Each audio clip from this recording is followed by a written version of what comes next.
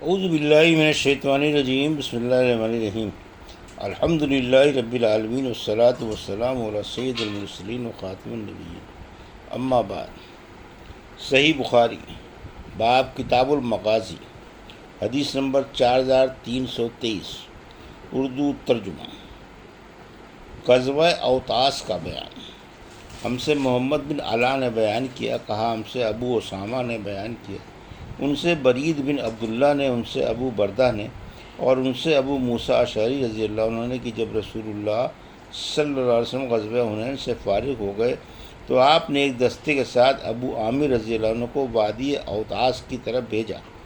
اس معرکے میں درید بن السما سے مقابلہ ہوا۔ درید قتل کر دیا گیا اور اللہ تعالیٰ نے اس کے لشکر کو شکست دے دی۔ ابو موسیٰ اشعری رضی اللہ عنہ نے بیان کیا کہ ابو عامر رضی اللہ عنہ کے ساتھ آن صلی اللہ علیہ وسلم نے مجھے بھی بھیجا تھا۔ ابو عامر رضی اللہ عنہ کے گھٹنے میں تیر آ کر لگا۔ بنی جاشم کے ایک شخص نے ان پر تیر مارا تھا اور ان کے گھٹنے میں اتار دیا تھا۔ میں ان کے پاس پہنچا اور کہا، چچا یہ تیر آپ پر کس نے پھینکا ہے؟ انہوں نے ابو موسیٰ اشعری کو اشارے سے بتایا کہ وہ حبشی میرا قاتل ہے، وہ جشمی میرا قاتل ہے جس نے مجھے نشانہ بنایا ہے۔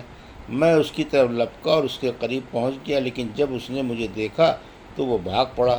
میں نے اس کا پیچھا کیا اور میں یہ کہتا جاتا تھا، تجھے شرم نہیں آتی؟ تجھ سے مقابلہ نہیں کیا تھا؟ آخر وہ رک گیا اور ہم نے ایک دوسرے پر تلوار سے وار کیا۔ میں نے اسے قتل کر دیا۔ ابو عامر سے جا کر بتایا کہ اللہ نے آپ کے قاتل کو قتل کروا دیا۔ انہوں نے فرمایا کہ میرے گھٹنے میں سے تیر نکال لیں۔ میں نے نکال دیا تو اس سے پانی جاری ہو گیا۔ پھر انہوں نے فرمایا، بھتیجے نبی کریم صلی اللہ علیہ وسلم کو میرا سلام پہنچانا اور عرض کرنا کہ میرے لیے مغفرت کی دعا فرمائیں۔ ابو عامر رضی اللہ عنہ نے لوگوں پر مجھے اپنا نائب بنا دیا۔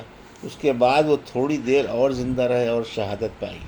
میں واپس ہوا اور حضور اکرم صلی اللہ علیہ وسلم کی خدمت میں پہنچا۔ آپ اپنے گھر میں بانو کی ایک چارپائی پر تشریف رکھتے تھے۔ اس پر کوئی بستر بچھا ہوا نہیں تھا اور بانو کے نشانات آپ کی پیٹھ اور پہلو پر پڑ گئے تھے۔ میں نے آپ سے اپنے اور ابو عامر رضی اللہ عنہ کے واقعات بیان کیے اور یہ کہ انہوں نے دعائے مغفرت کے لیے درخواست کی ہے۔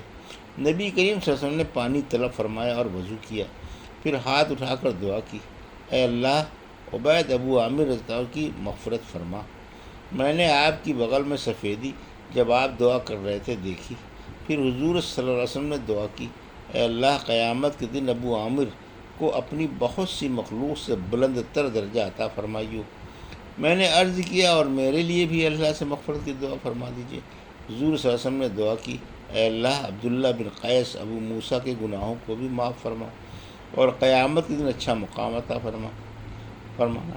ابو بردہ نے بیان کیا کہ ایک دعا ابو عامر رضی اللہ عنہ کے لیے تھی اور دوسری ابو موسیٰ اشعری رضی اللہ عنہ کے لیے۔ حدیث نمبر 4324، اردو ترجمہ۔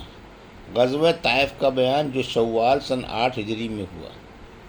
یہ موسیٰ بن عقبہ نے بیان کیا ہے۔ ہم سے عبداللہ بن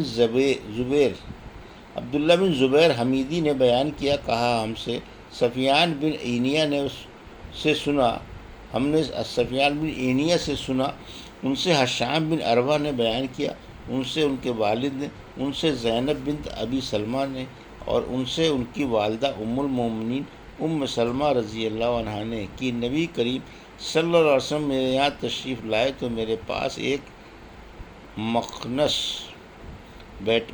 بیٹھا ہوا تھا۔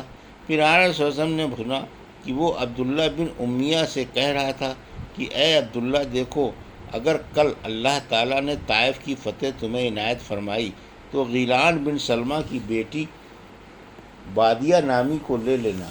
وہ جب سامنے آتی ہے تو پیٹ پر 4 بل اور پیٹھ موڑ کر جاتی ہے تو 8 بل دکھائی دیتے ہیں، یعنی بہت موٹی تازہ عورت ہے۔ اس لیے آن صلی اللہ علیہ وسلم نے فرمایا، یہ شخص اب تمہارے گھر میں نہ آیا کرے۔ ابن عینیہ نے بیان کیا کہ ابن جریج نے کہا اس مخنث کا نام حیت تھا۔ ہم سے محمود نے کہا، ان سے ابو اسامہ نے بیان کیا، ان سے حشام نے اسی طرح بیان کیا، اور یہ اضافہ کیا ہے کہ حضور صلی اللہ علیہ وسلم اس وقت طائف کا محاصرہ کیے ہوئے تھے۔ حدیث نمبر 4325 اردو ترجمہ۔ ہم سے علی بن عبداللہ نے بیان کیا، کہا ہم سے سفیان بن عینیہ نے بیان کیا، ان سے عمرو ابن دینار نے، اور ان سے ابو العباس نابینا شاعر نے، اور ان سے عبداللہ بن عمر رضی اللہ عنہ نے، انہوں نے بیان کیا کہ جب رسول اللہ صلی اللہ علیہ وسلم نے طائف کا محاصرہ کیا تو دشمن کا کچھ بھی نقصان نہیں کیا۔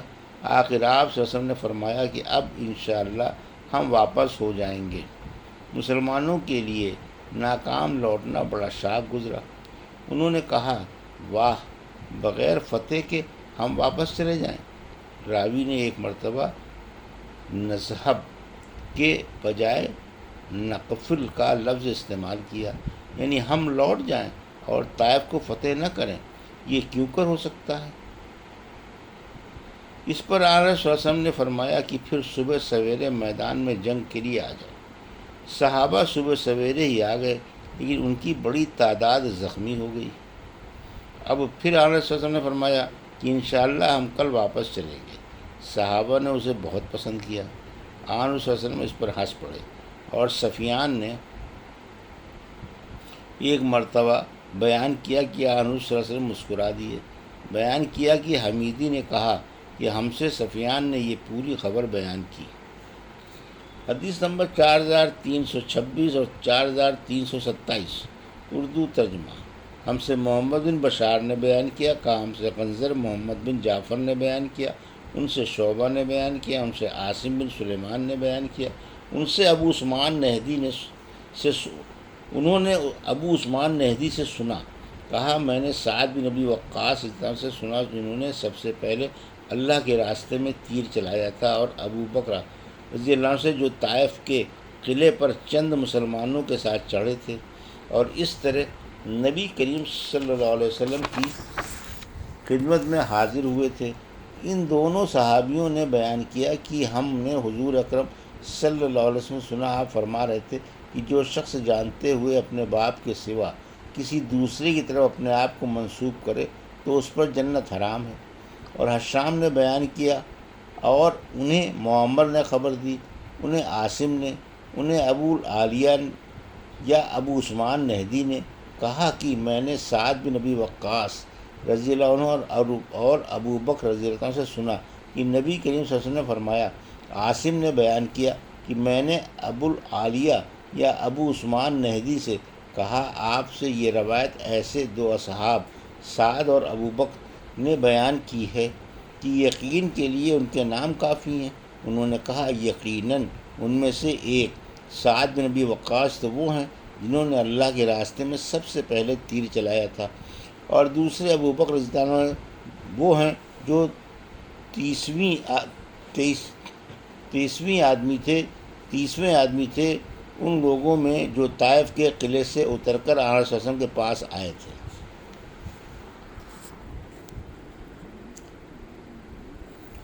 حدیث نمبر 4328 اردو ترجمہ۔